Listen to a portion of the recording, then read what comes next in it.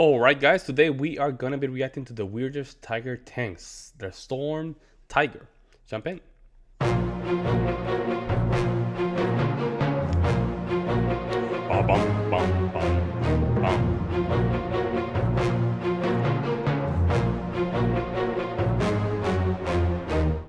By early March 1945, the Allies had managed to cross the last significant barrier in the west, the Rhine River, at one point only, by capturing the Ludendorff Bridge, the town of Remagen in Germany. The penetration in this area was far from ideal for exploitation by US forces due to the terrain, but nonetheless infantry and armor was being pushed across to expand the bridgehead, while the main Rhine crossing operation was being prepared at other points along the mighty river. However, the Germans did everything they could to try and isolate and destroy the Remagen bridgehead, and they would throw everything and anything they had at this breach in their line, including attacks by aircraft and even firing V-2 ballistic missiles in an attempt to knock down the damaged bridge and the assorted pontoon bridges that US engineers were feverishly working on. But perhaps the weirdest weapon of all that was sent to try and eliminate the bridgehead was this curious-looking armored vehicle, called the Sturmtiger, or Assault Tiger in English, essentially a huge mortar mounted on the chassis of a Tiger I tank.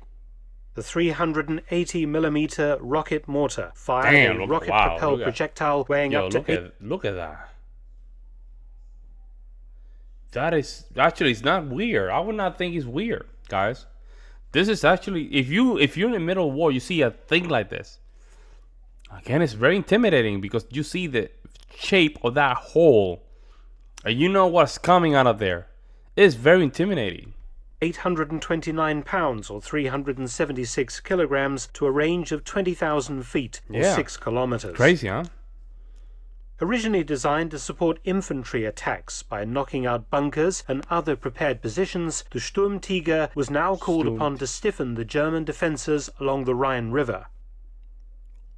The rocket launcher weapon was adapted from a German Navy depth charge thrower and the armored superstructure mounted on a Tiger I chassis and lower hull. Designed for urban combat, the Sturmtiger was heavily... This is basically the bullet that comes out of the hole. I don't know how you call that. Damn, look at how big that is. Oh my goodness. You start seeing stuff like that, you know, you get a little Look at that. Wow. Impressive, huh? Very impressive. Armored with slope frontal armor of 5.9 inches or 150 millimeters, while the side and rear plates were 3.2 inches or 82 millimeters thick. It raised the weight of this vehicle to the same as that of the Tiger II or King Tiger tank at 68 tons. Although the attempts to use the Sturmtiger to knock down the Ludendorff Bridge failed due to the weapon's inaccuracy, one vehicle of Panzersturm Company... Not only too big, it's too short as well, right? So you only have this kind of length, right, from the tank itself. So the length of the... I don't know how they call it, the pistol, I don't know. It's like this big, right? So you have it's gonna be very inaccurate even shooting that stuff. So 1001, which had 3 of these vehicles on strength, instead engaged US armor massing around a village near Düren. A single 380mm rocket shell landed among some stationary US tanks, causing massive damage. 3 Shermans were completely destroyed, their crews killed, and many other vehicles extensively damaged, with many personnel injured.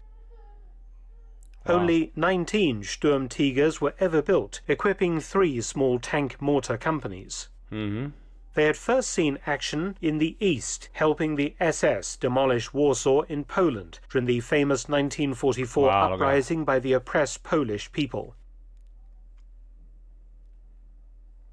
Wow, look at that. After making little impact in the Ardennes offensive in December 1944, the Sturmtiger saw extensive late-war use on the Western Front against the Americans.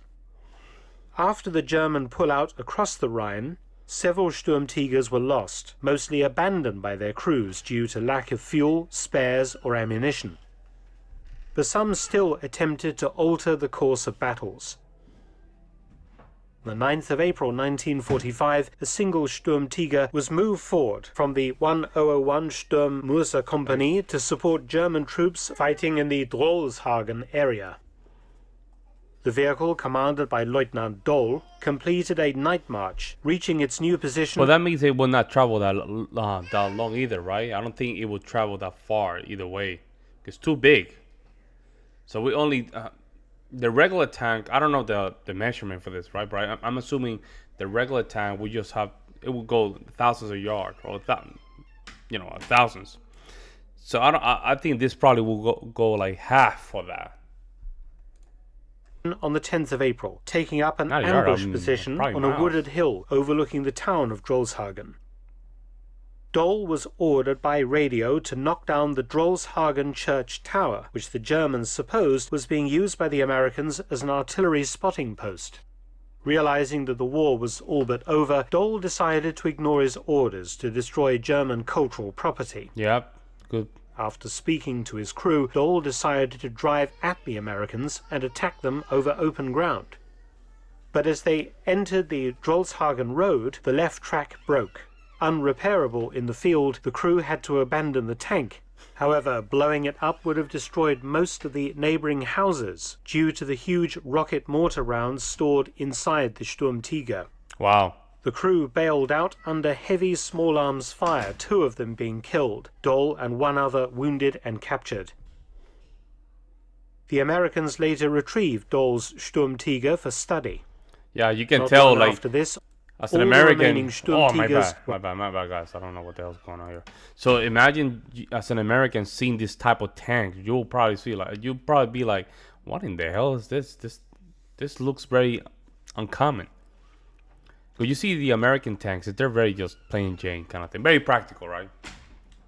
The Germans were the ones, I would see the Germans and the Russians were the one really inventing stuff, right? I don't know why, but I can say that more from the German perspective, since that's what I'm just reacting to. But it seems like Germans were trying to just be more efficient with the new tanks, more efficient. And this looked like a very efficient tank from a very short range. Were either abandoned or destroyed by their crews because they could not find sufficient fuel or spares for this monstrous machine. Ammunition was always a big problem. Each Sturmtiger only carried 14 rocket-propelled rounds, and supplies didn't always reach the 3 units regularly. Yeah. Today, 2 examples of this extremely strange vehicle have survived. One is on display at the German Panzer Museum in Münster. The other at the Kubinka Tank Museum outside Moscow in Russia. Wow. In the United Kingdom, the Tank Museum at Bovington has one of the rocket launcher guns from a Sturmtiger on display. Many thanks for watching. Please subscribe and share, and also visit my audiobook channel. Yeah, that's very good, man. That's very good. Never seen that tank like that, but I think we saw it on the comparison tanks from Germany from World War I and II, right? So that I don't know. But let me know what you guys think in the comment section below. Again, this is a great example of German engineering. All right, this is a great example of that. Hopefully Germany can just keep improving their armament and technology. Let me know what you guys think. I will see you in the next one.